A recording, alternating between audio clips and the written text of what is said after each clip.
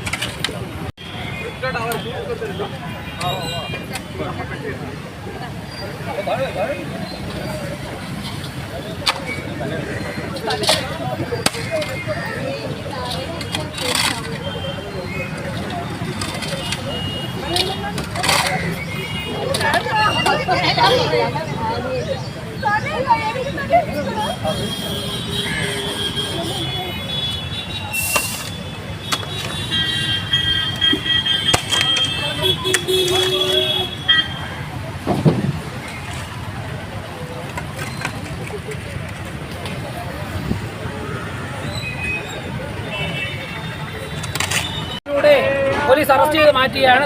ഇവിടെ ഒരു 2-3 മണിക്കൂർ കൊണ്ട് തന്നെ ഒരു വലിയൊരു പ്രദേശം വൃത്തിയാക്കി അതൊരു വാഹനം ഓടിക്കുന്നുണ്ട്. അതുപോലെ വരാൻ പോകുന്ന ദിവസങ്ങളിലൊക്കെ തന്നെ പോലീസ് എത്ര അറസ്റ്റ് ചെയ്യുമെന്ന് നിങ്ങൾ കാണാം. പോലീസ് ഞങ്ങളെല്ലാം അറസ്റ്റ് ചെയ്യേണ്ടത് നോൺ ബെയിലബിൾ കേസ് പ്രതിയായിട്ട് നടക്കുന്ന മേയറെയാണ് കേരള പോലീസ് അറസ്റ്റ് ചെയ്യേണ്ടത്.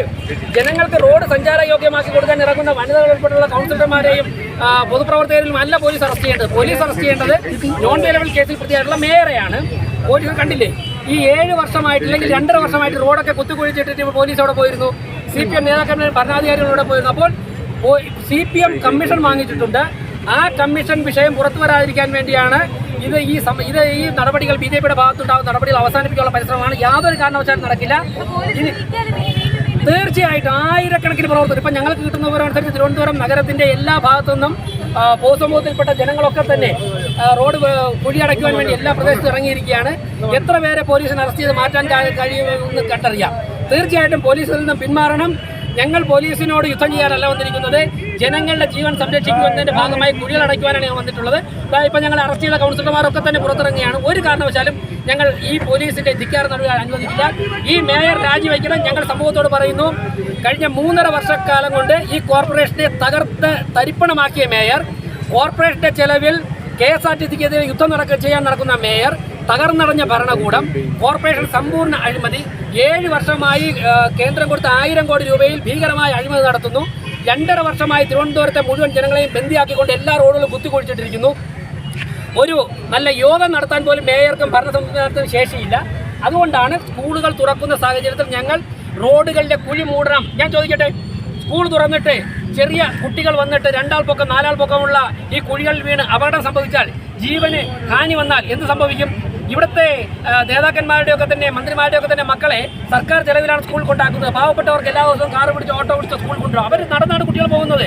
അപ്പോൾ അങ്ങനെയുള്ളവരുടെ വികാരം ഒപ്പിയെടുത്തുകൊണ്ടാണ് ഇപ്പോൾ സാധാരണക്കാരായ ജനങ്ങൾ അവർ ജയിപ്പിച്ചു വിട്ട കൗൺസിലർമാരുടെ, BJP കൗൺസിലർമാർ, വനിതകളുടെ ഉൾപ്പെടെ വീട്ടിൽ പോയിട്ട് രാവിലെ കുത്തിയിരിക്കുകയാണ്.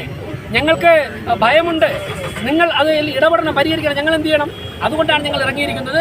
പോലീസിനെ ഉപയോഗിച്ചുകൊണ്ട് പൊതുപ്രവർത്തകരെ നേരിടുകയാണ്. കോർപ്പറേഷന്റെ ഭരണപരാജയം മറച്ചു വയ്ക്കാൻ വേണ്ടി ഒരു കാരണവശാലും ഞങ്ങൾ പിന്നോട്ടില്ല. ഇന്നിപ്പോൾ അവർ ചിലപ്പോൾ കുറച്ച് കൂടുതൽ പോലീസ് വന്നിട്ട് ഈ കൗൺസിലർമാർ അറസ്റ്റ് ചെയ്ത് മാറ്റുമായിരിക്കും. ഞങ്ങൾ വരാൻ പോകുന്ന മണിക്കൂറിൽ വരാൻ പോകുന്ന ദിവസങ്ങളിലും തിരുവനന്തപുരം നഗരത്തിൻ്റെ എല്ലാ ഭാഗത്തും ആയിരക്കണക്കിന് പൊതുപ്രവർത്തകരും പൊതുസമൂഹത്തിൽ നിന്നുള്ള പ്രമുഖ വ്യക്തികൾ ഉൾപ്പെടെ സംഘടിപ്പിച്ചുകൊണ്ട് ഈ കുഴികൾ മൂടാൻ വേണ്ടി ഞങ്ങൾ ഇറങ്ങും. എന്താണ് പോലീസിനും കോർപ്പറേഷനും സംസ്ഥാന സർക്കാരിനും ഞങ്ങൾക്കെതിരെ ചെയ്യാനുള്ളതെന്ന് ഞങ്ങളൊന്ന് കാണട്ടെ. കോർപ്പറേഷൻ മേയർ ഉൾപ്പെടെയുള്ളവർ തിരുവനന്തപുരം നഗരത്തിലെ ജനങ്ങളെ വെല്ലുവിളിക്കുകയാണ്. ഈ നദികളൊക്കെ തന്നെ മാലിന്യം വഹിക്കുന്ന നദികളൊക്കെ തന്നെ ഒഴുകി വീടിനകത്തേക്ക് അടുക്കളക്കകത്തേക്ക് കയറുകയാണ്. മാരക രോഗങ്ങൾ പടർന്നു പിടിക്കുകയാണ്. ഞങ്ങൾ കൈയും കെട്ടി നോക്കിയിരിക്കണോ? കാണണ്ടേ? മാർക്സിസ്റ്റ് പാർട്ടി കാണണ്ടേ? മേയർ കാണണ്ടേ? മുഖ്യമന്ത്രി കാണണ്ടേ? തീർച്ചയായിട്ടും മുഴുവൻ ജനങ്ങളുടെയും പിന്തുണ നഗരസഭയിലെ ഈ പ്രവർത്തനങ്ങൾക്ക് BJP യോടൊപ്പം ഉണ്ട്.